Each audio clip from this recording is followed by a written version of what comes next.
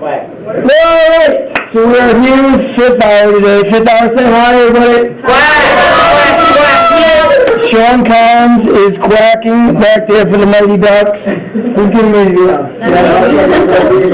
Alright, so here's what we got today. And also Sean just challenged me to paw on that. It was like ping pong or something like that, I don't know what. Our first question is the political question. Explain the political difference between the Roman Republic and Roman Empire. Now, as you can see, the difference between the Roman Republic, which started at 400 BCE to roughly 50 BCE, and the Roman Empire, which followed after that to 427 CE, is that Rome went from in the beginning to being a democracy to a monarchy. The beginning part of Roman history is during the Republican era, all right, and that's when the Senate was the main governmental body. After Caesar and Augustus seized power after Rome's Civil War, roughly right around 50 BCE, Rome went from being a republic to a monarchy, and as a result, the emperors took charge.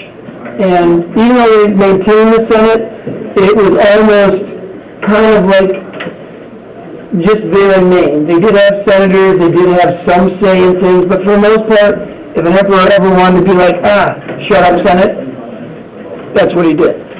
And to give you a little bit of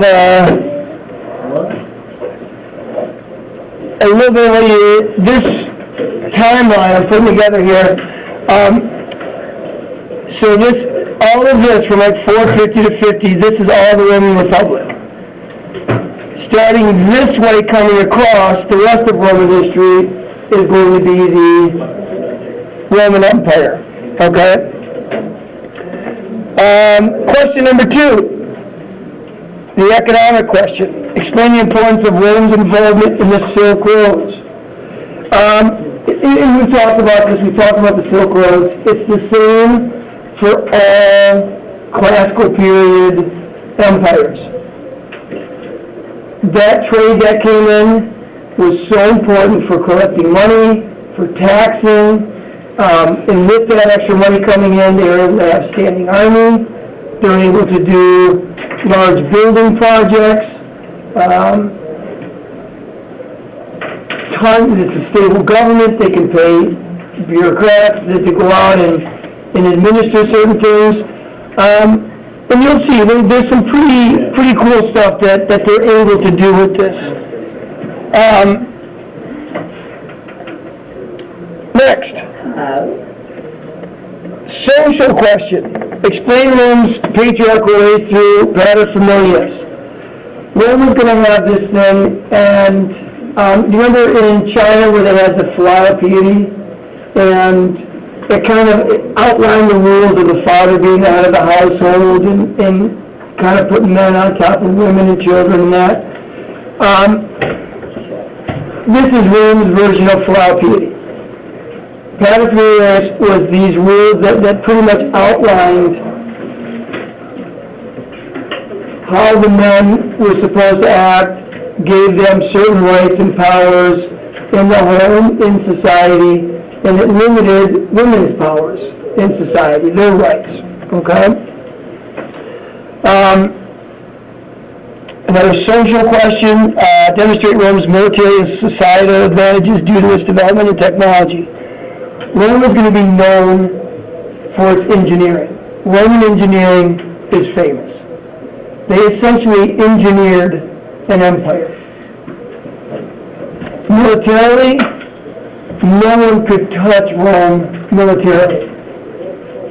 Catapults, being able to shoot harpoons, hundreds of meters, long bows that nobody had yet, almost like compound bows. Super advanced, all right? See if I think I got. So this is the Colosseum. Let me get to the military stuff first.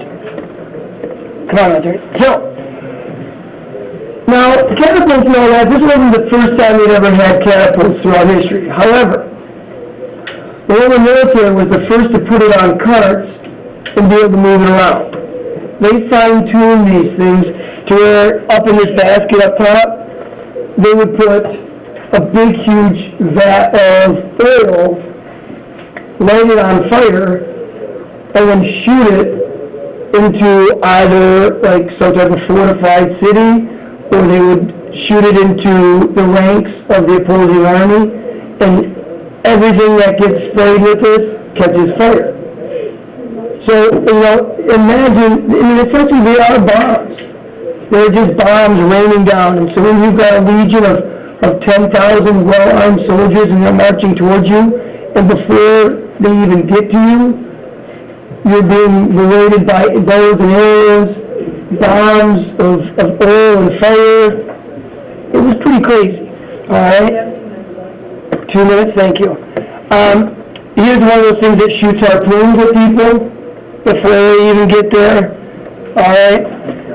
And then if you look at socially, here's a picture.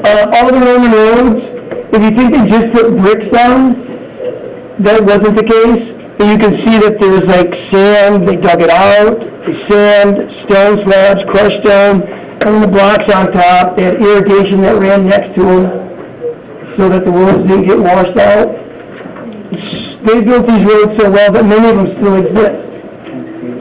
It's crazy. We can't get a road out here to last for more than 2 minutes, for 2 years before it starts cracking. You look at Rome, this is the Colosseum. You think about, this place held 60,000 people. This was as big as Ford Field, the Colosseum. All right? Thank you. That's the outside of the Colosseum. And I think, all right, we are good.